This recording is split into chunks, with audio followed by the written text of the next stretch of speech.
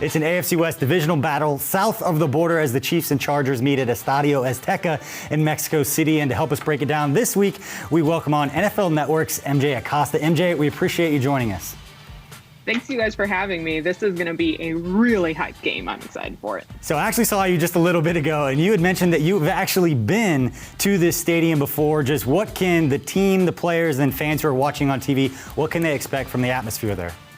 So I haven't been to Estadio Azteca, but I have been to a football game in Mexico before, in the city of Tijuana. And if it's anything like that, the atmosphere is just on another level. I think just the crowd there just really loves competitive games. So they want to see this. I think it's really interesting, too, because there are fans from so many different teams in Mexico. So that's always a different wrinkle, a different dynamic there. But I'm expecting a really loud crowd, and they're going to eat up every ounce of this game. Something Chiefs fans are used to and the Chiefs players and coaches are used to. And we saw that a few years ago when the team went to London, that there were all different kinds of jerseys from all different teams that were there. It was a lot of fun. But the fans who come to this one should be getting a good game.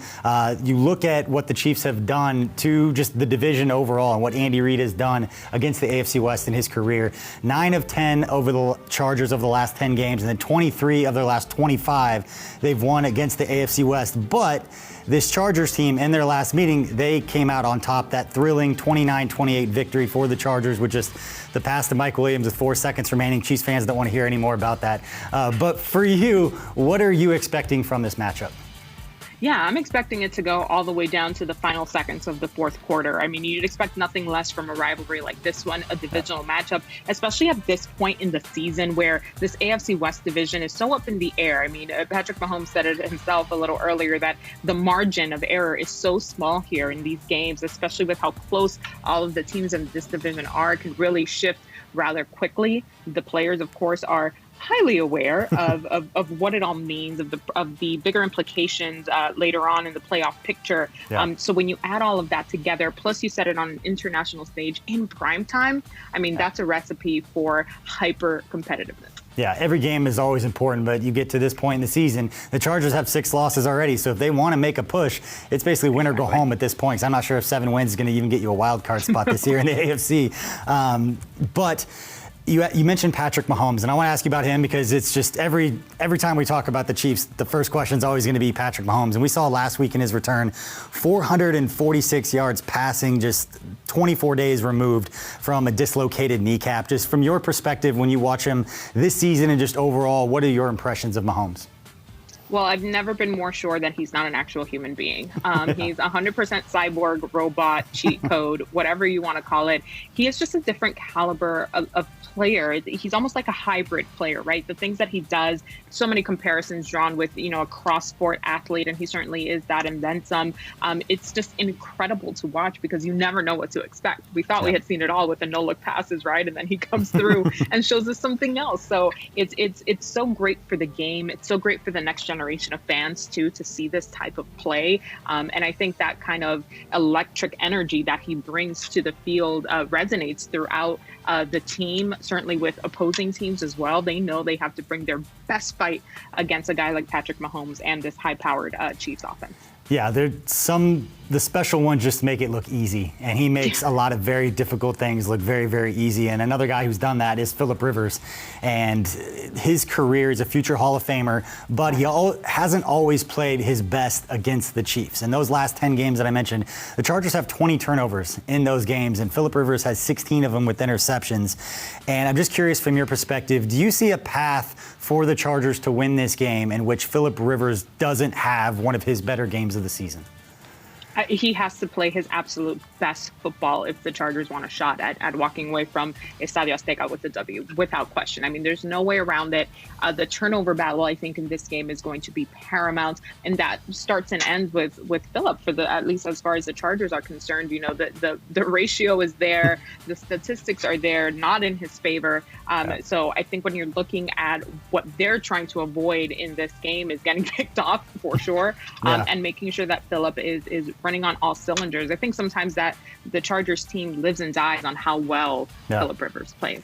Yeah, and a lot of, I think we put it so much on Rivers, but a lot of it too is then up front and them giving him time. And they haven't always given him time this year.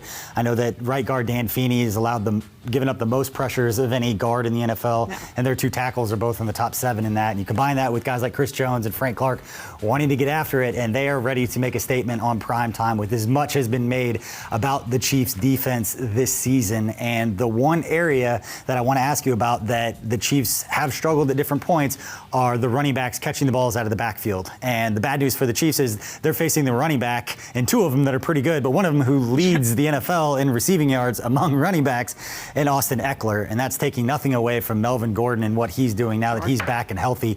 Just from your perspective, when you've watched the Chiefs defense, we talk about Mahomes, we talk about the offense and all the historic numbers.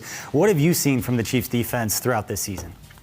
I mean, you can see the improvement from last year to this year, which was, of course, such a focus for the Chiefs franchise to make sure that that was increased. I mean, I don't think you can make it very far in this league without a stout defense. I think the injuries are really hampering guys right now. I mean, Ogba getting that surgery on his pec, Okafor banged up, and Frank Clark thankfully is back. But you always want to make sure that he's feeling his best with that little nerve situation. So I think Frank Clark said it best just a short while ago. It's the mentality of this defense, the aggressiveness, getting after it. I don't think you have to motivate these guys. They know what they have to do and get out there. It's just about executing and making sure that they're finishing on all 3 phases. Yeah, even though he's been banged up and had the nerve issue that he talked about post-game, it's still amazing. I saw it against the Titans that defenses still give him a lot of attention, which if you want to talk about how the respect and fans and media talk about numbers and sacks and pressures and all this, but if you want to know what other teams actually think about him, the guy's game planning, see how much attention they still give him. They're still chipping him. They're still sending tight ends over there to chipping him and go out into their route. So they still believe he is a huge issue they have to deal with. And before we let you go, normally this is the point in the video which I'd ask for a game prediction because you're media, you're not an analyst or a former player. I will not put you on the spot because you're an objective journalist. But what is the one matchup or what's the one storyline you're most looking forward to seeing how it plays out on Monday night? I'm going to go for an easy one, right? Patrick Mahomes against this pass rush. So you talk Joey Bosa, Melvin Ingram. Those guys are relentless, but Mahomes is one of the most elusive quarterbacks. We talked about the cheat codes earlier, so I think watching those 3 go up against one another is going to be interesting, especially when you see like Bosa and Ingram line up on the same side. It's going to be impactful. That's going to be such a huge part of the game. And it's not just Mahomes. The offensive line for the Chiefs really have to keep him protected, give him as much time. Not that he needs a whole lot of time, but that's really what I'm looking forward to. Yeah, and those Ingram, Bosa, the twists that they run every year, it's talked about when you talk to those guys up front. It's the twist, it's the stunts, it's what they're so good at. MJ, we appreciate you joining us. Again, it's Monday Night Football. It is the Chiefs and Chargers at Estadio Azteca in Mexico City. MJ, we appreciate your time. Thank you, guys. You nailed the name, by the way. I practiced.